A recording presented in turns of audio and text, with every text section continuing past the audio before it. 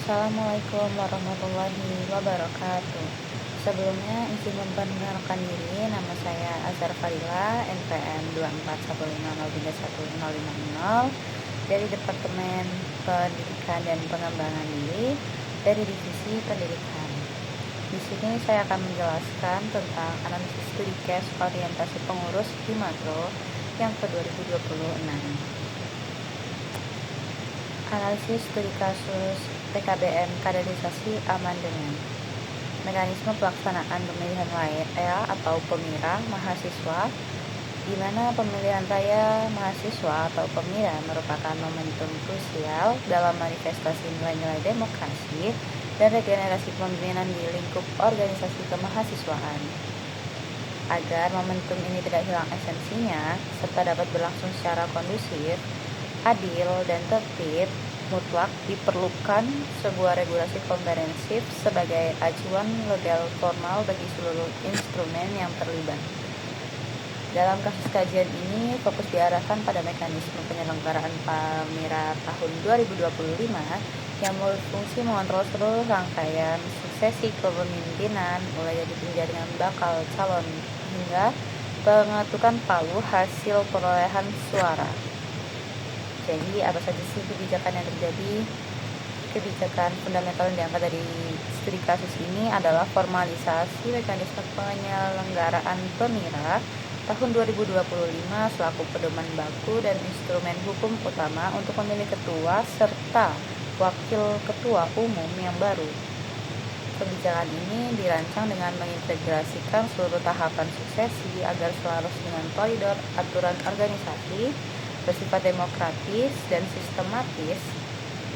Beberapa poin krusial yang diatur di dalam meliputi: yang pertama ada kriteria dari standarisasi kelayakan fungsionalitas atau persyaratan dari setiap calon. Yang kedua ada validasi berkas dan penyaringan administratif. Yang ketiga ada regulasi masa kampanye dan penyampaian visi dan misi. Yang keempat ada tata cara pemungutan suara atau pemilu. Yang kelima ada rekapitulasi perhitungan suara hingga pleno penetapan dari pemenangnya. Yang kedua, apa dampak terhadap organisasi?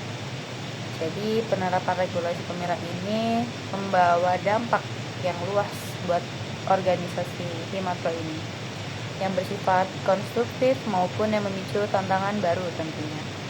Yang pertama ada dampak positifnya, yaitu legitimasi kepemimpinan yang kuat, adanya aturan main yang jelas, meminimalisir celah kecurangan, sehingga kepemimpinan terpilih memiliki legitimasi yang kuat di mata seluruh anggotanya.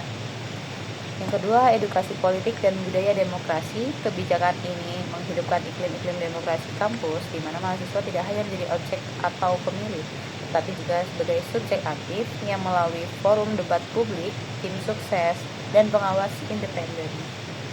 Standarisasi birokrasi, yaitu mengubah pola suksesi yang transisional menjadi lebih inklusional dan terstruktur. Dampak negatif atau tantangan, hambatan lapangan. Yang pertama itu ada friksi dan polarisasi internal, yaitu lemahnya pengawasan terhadap narasi kampanye, memicu gesekan emosional dalam dua konflik horizontal antar kelompok pendukung calon.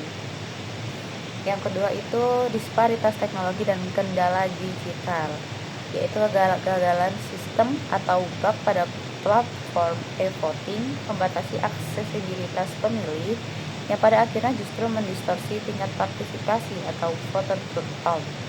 Yang ketiga yaitu krisis kepercayaan, distrust, yaitu kurangnya transparansi dan keterbukaan informasi pada verifikasi kelayakan calon pemicu, spekulasi negatif dan mencederai netralisasi panitia dari pelaksana. Yang ketiga, efektivitas dari implementasi kebijakan.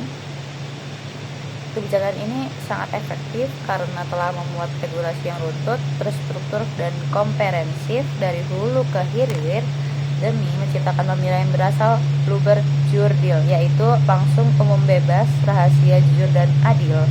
Namun, jika diukur dari aspek sosiologis dan empiris atau fakta lapangan, efektivitasnya belum berjalan optimal. Terdapat jurang pemisah atau gap antara idealisme regulasi dengan realitas eksekusi. Indikator belum maksimal kebijakan ini ditandai dengan yang pertama, adanya ruang gelap, kurang transparan dalam penentuan lolos atau tidaknya kandidat tersebut. Yang kedua, ada penegakan sanksi yang mandul terhadap pelanggaran aturan kampanye. Yang ketiga, ada kerentanan infrastruktur server e-voting saat menampung trafik pemilih. Kebijakan ini sukses sebagai hukum tertulis secara konsepnya, namun membutuhkan evaluasi radikal pada aspek eksekusi teknis atau implementasi agar nilai keadilan dapat dirasakan secara nyata. Yang keempat, keselarasannya terhadap hierarki hukum yang lebih tinggi.